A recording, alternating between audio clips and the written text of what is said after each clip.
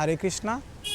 मैं राधा मोहिनी मोहनदास अंतर्राष्ट्रीय कृष्ण भावनामृत संघ इस्कॉन के श्री श्री राधा रास बिहारी मंदिर जुहू से आप सबका स्वागत करता हूं। हमारे आज के चर्चा का विषय है, क्या हमारे कर्म फल अगले जन्म में जाते हैं? उत्तर है जी हाँ, जाते हैं। हमारे कर्मों के फल हमें इस जन्म में भी मिलते हैं और कुछ कर्मों के फल हमें अगले जन्म में भी मिल सकते हैं या मिलते ही हैं। इसे जानने के लिए हमें कर्म फल को समझना होगा कि कर्म फल आते कहाँ से हैं। हम सच्चित आनंद आत्मा हैं। भगवान से स्वतंत्र होकर स्वतंत्र रूप से इंद्रिय तृप्ति के भोग की वजह से हम आध्यात्मिक जगत से इस भौतिक जगत में आए हैं। भौतिक जगत में हमें भौतिक शरीर प्राप्त हुआ है और भौतिक शरीर प्राप्त होते ही हम भौतिक तत्व के दो गुणों से जुड़ गए हैं। पहला गुण है कि हम भौतिक शरीर जिन तत्वों से बना है, पृथ्वी, अग्नि, जल, वायु, आकाश अर्थात प्रकृति, उसके गुणों से सदैव प्रभावित होते रहते हैं। और प्रकृति के गुण हैं सतोगुण, रजोगुण, तमोगुण। तो हम इन तीन गुणों के प्रभाव में कार्य करते रहते हैं। यह है पहली बात। और दूसरी बात है कि प्रकृति के नियम से हम बंध जाते हैं। प्रकृति के नियम क्या हैं? जैसा बीज बोएंगे वैसा पेड़ होगा और समय आने पर वैसा ही फल प्राप्त होता है। उसी तरह हम इस भौतिक शरीर से जो भी कर्म करते हैं, मन से, वाणी से या इस शरीर से, हमें उनका जो रिएक्शन है, जो प्रतिफल है, वह बंध जाता है, बन जाता है और समय आने पर मिलता है। और इसी को कर्म फल कहते हैं। कुछ कर्मों के फल हमें तत्काल मिल जाते हैं, कुछ कर्मों के फल हमें कुछ समय पश्चात मिलते हैं और कुछ कर्म फलों को मिलने में या कर्मों को पकने में काफ़ी अधिक लंबा समय लग जाता है या कभी कभी हमें अगले जन्म में भी उसका फल मिलता है। जैसे कि यदि हम एक बीज को पानी में डालेंगे, मूंग को पानी में डालेंगे, चने को पानी में डालेंगे, 2-3 दिन में अंकुरित हो जाएगा। उसी तरह हम जब अनाज बोते हैं, 3 से 6 महीने में अनाज का फल हमें प्राप्त हो जाता है। सब्जियां जब हम बोते हैं तो उसका फल हमें 6 महीने से 2 साल तक, 3 साल तक प्राप्त होते रहता है। और उसी तरह जब हम किसी फल का वृक्षारोपण करते हैं तो हमें उसका फल 8-10 साल बाद मिलना शुरू होता है और 50, 70, 100 सालों तक हमें उसका फल प्राप्त होते रहता है। उसी तरह हमारे इस शरीर से किए हुए कुछ कर्म के फल हमें तत्काल प्राप्त हो जाते हैं। जैसे कि यदि मैं किसी को अपशब्द कहूँ, गाली दूँ या मार दूँ तो हमें तत्काल उसका फल मिलेगा। वह हमें बदले में अपशब्द कहेगा, गाली देगा, वह भी हमें मार सकता है।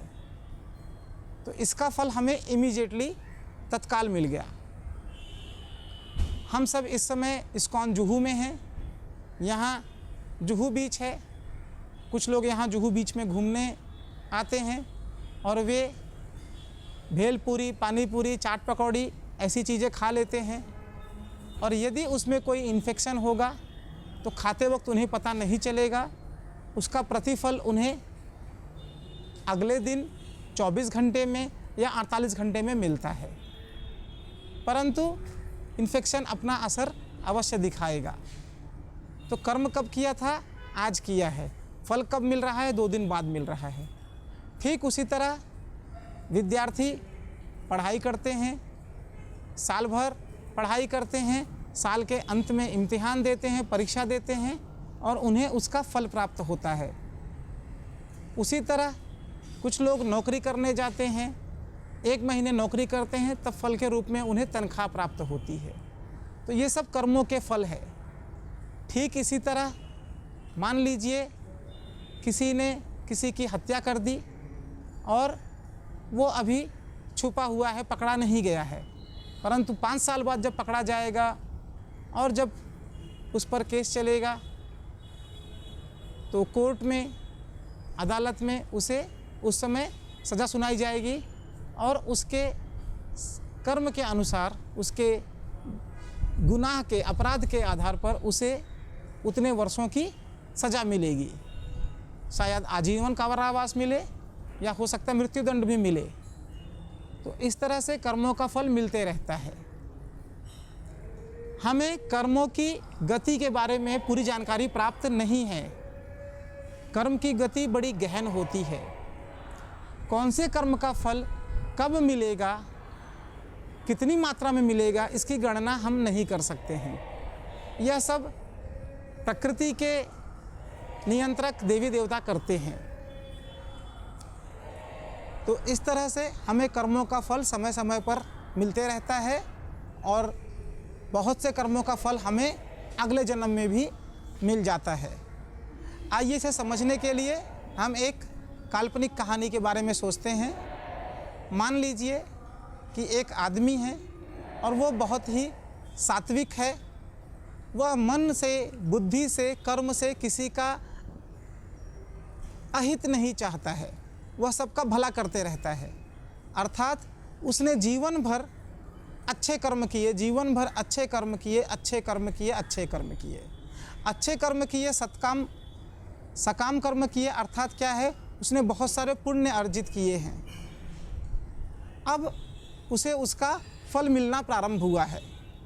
परंतु जब फल मिलने का समय आया, उसी समय उस मनुष्य को सड़क पर चलते हुए किसी कुत्ते ने काट लिया और वह कुत्ता पागल था, उसे रेबीज थी और उस कुत्ते के काटने से इस अच्छे मनुष्य को भी रेबीज हो गया और यह मनुष्य अब इस रेबीज के घाव का इलाज करा रहा है।